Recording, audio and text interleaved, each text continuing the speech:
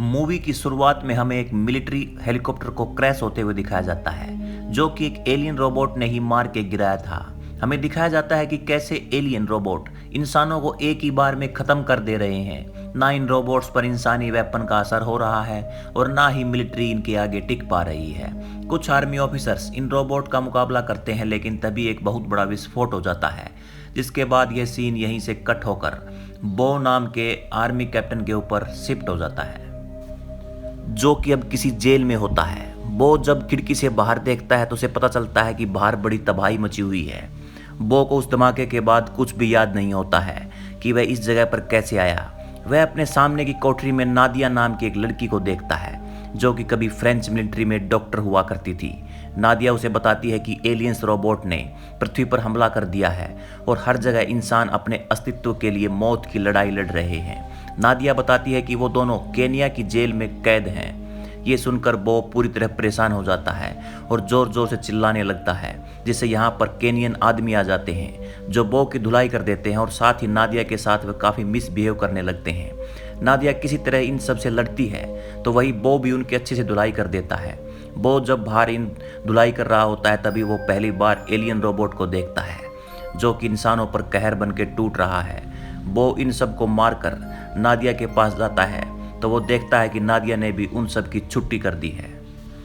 नादिया और बो इन सब को मारकर आगे निकल जाते हैं। फिर हमें दिखाया जाता है कि एलियन रोबोट्स इंसानों को चुन चुन कर मार रहे हैं, लेकिन बो किसी तरह उनसे बच जाता है। ये दोनों अब सेफ जगह की खोज में यहाँ से आगे निकल पड़ते हैं।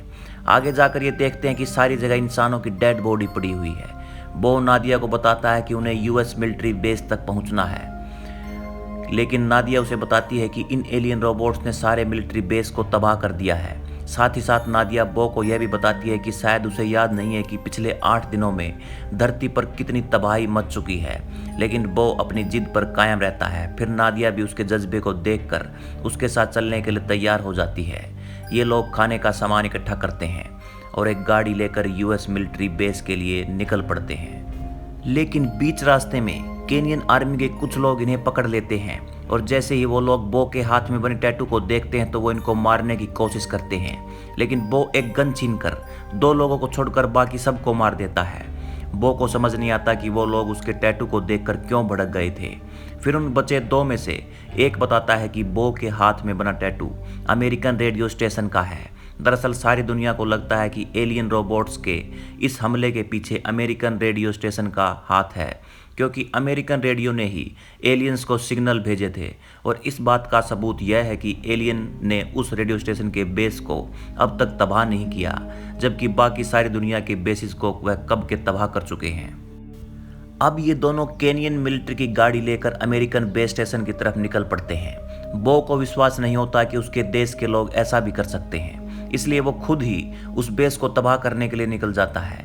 लेकिन बीच रास्ते में एक बड़ा सा एलियन इनकी गाड़ी पर ऊपर हमला कर देता है, जिससे बचते हुए ये एक पार्किंग लॉट में छिप जाते हैं। यहाँ पर ये एक बेटी और पिता को देखते हैं, जो उस एलियन रोबोट से बचने के लिए यहाँ छिपने की कोशिश कर रहे होते हैं। वो पिता अपनी बेटी को बचाने के लिए उस रोबोट के सामने आ जाता है और अपनी बेटी को यहाँ से जाने के लिए बोलता है, लेकिन दुर्भाग्यवश वो एलियन उन दोनों बाप बेटी को मार देता है। बो और नादिया उन लोगों को नहीं बचा पाते और किसी तरह उस रोबोट से बचते हुए छुप जाते हैं और एक जगह पर साथ में रात बिताते हैं, जहां एक दूसरे के पास्ट में जानते हैं। अब इन दोनों के बीच नज़दीकियां बढ़ती जा रही थी और ये दोनों एक दूसरे पे विश्वास करने लगते हैं। अगले दिन ये आगे के लिए फिर से अपना सफ़र शुरू करते हैं। तभी एक जगह पर कुछ एलियन हंटर इनको पकड़ लेते हैं, जो इन दोनों को एलियंस के चारे के रूप में एक कार से बांध देते हैं, ताकि जब एलियन रोबोट उनको मारने आए तो वो सब उस रोबोट को तबाह कर सकें। ऐसा होता भी है, लेकिन जब वह एलियन रोबोट यहाँ पर आता है तो वह लगभग सारे हंटर्स को मार देता है। बचे हुए हंटर्स उस एलियन को तबाह करने में कामयाब तो हो जाते हैं, लेकिन तभी यहाँ एक और एलियन आ जाता है।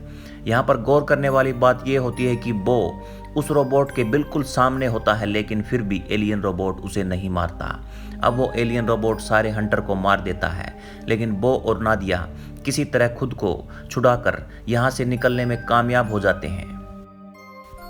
आगे जाकर जब ये लोग रास्ते में होते हैं तो उन्हें एक फोटोग्राफर मिलता है, जो कि काफ़ी जख्मी हालत में था। वह फोटोग्राफर इन्हें बताता है कि वह पूरी दुनिया में एलियन रोबोट के खिलाफ लोगों का जज्बा बढ़ाने का काम कर रहा था ताकि पूरी दुनिया एक होकर इन एलियंस का मुकाबला कर पाए। वह फोटोग्राफर इन्हें बताता है कि उसने अपने कैमरे में कई फोटोज और वीडियोज रिकॉर्ड की हैं, जिसमें अमेरिकन रेडियो स्टेशन की भी फोटो है, लेकिन वो उन्हें कैमरा तब देगा जब वो लोग उसे मार देंगे, क्योंकि वो ऐसे तड़पते हुए नहीं रह सकता। अब वो और नादिया को अमेरिकन बेस के कोऑर्डिनेट्स चाहिए होते हैं, लेकिन वो उस फोटोग्राफर को मारना भी नहीं चाहते। जब वो फोटोग्राफर बार बार जिद करता है तो नादिया को दिल पर पत्थर रखकर उसे मारना ही पड़ता है। अब ये लोग कैमरा लेकर आगे के सफर के लिए निकल पड़ते हैं, लेकिन इन्हें कैमरे की बैटरी डाउन हो जाती है। आगे जाकर ये लोग एक गैराज के पास रुकते हैं और एक गाड़ी लेकर यहाँ से आगे के लिए निकल पड़ते हैं। और अब जैसे ये रास्ते में होते तो हजारों की तादाद में एलियन रोबोट उनके पीछे पड़ जाते हैं।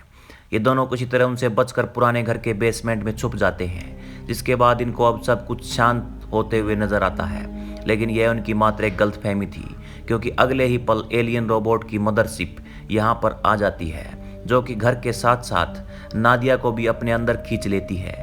हालांकि बो नादिया को बचाने का पूरा प्रयास करता है, लेकिन रहस्यमय तरीके से नादिया स्पेसशिप के अंदर खींची चली जाती है, जबकि बो पर इसका कोई भी असर नहीं हो रहा होता।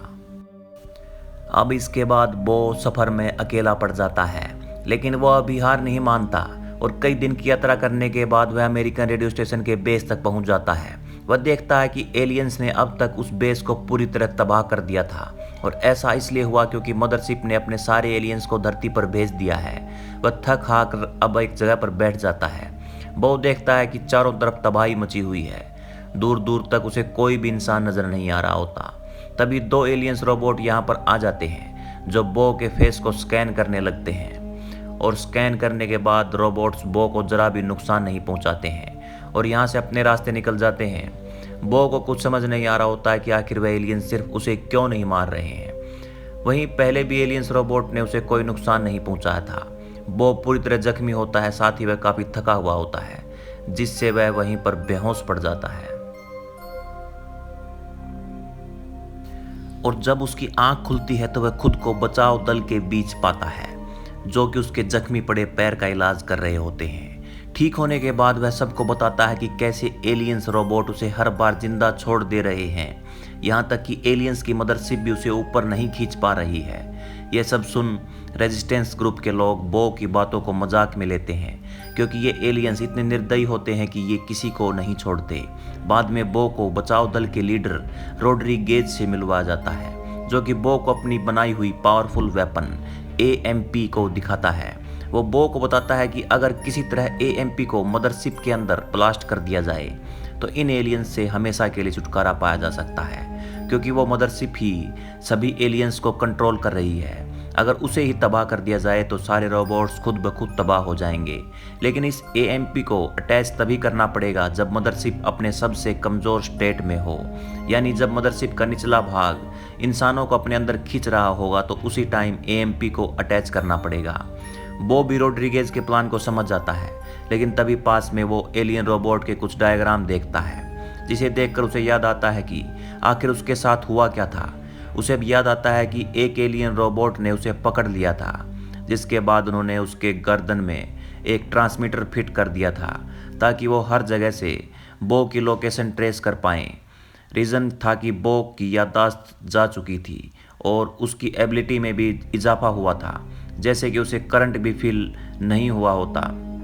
दरअसल ये रोबोट बो को एक हथियार की तरह इस्तेमाल कर रहे होते हैं ताकि बो के जरिए वो बाकी बचे हुए इंसानों को मार सकें, यानी कि एलियन को अब इनका अड्डे की लोकेशन मिल गई होगी। ये सुनकर उस ग्रुप की एक लेडी अपना आपा खो देती है और वो बो को मारने ही वाली होती है। तभी बो उसे समझाता है कि तुम लोग मेरा इस्तेमाल इंसानी जाति को बचाने के लिए कर सकते हो, क्योंकि एकमात्र वही है जिसे करंट का कोई असर नहीं होता। साथ ही एलियंस उसे नहीं मारते और वो AMP को मदरशिप में अटैच करवा सकता है और इस तरह इंसानी जाति को बचाने में उनकी हेल्प कर सकता है।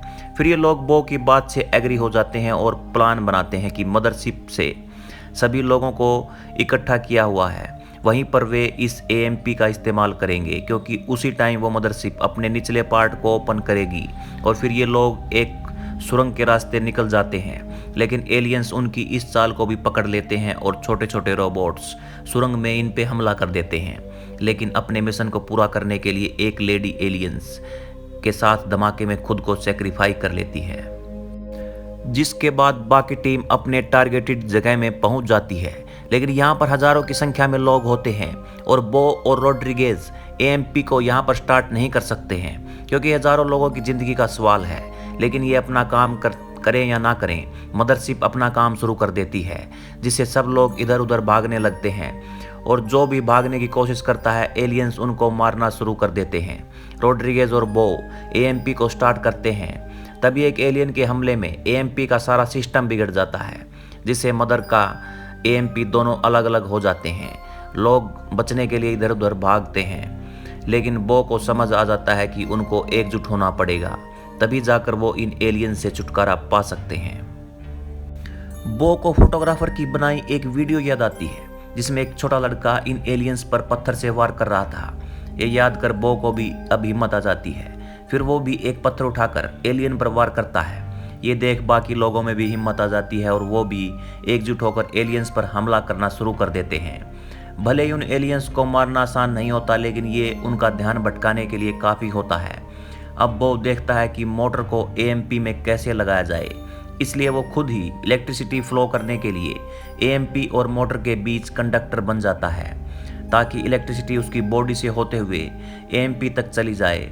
और जब वो ऐसा करता है और एएमपी स्टार्ट होती है तो एक बहुत तेज़ एनर्जी जनरेट होती है, और जिस वजह से एलियंस की मदरशिप खराब होकर नीचे गिर जाती है।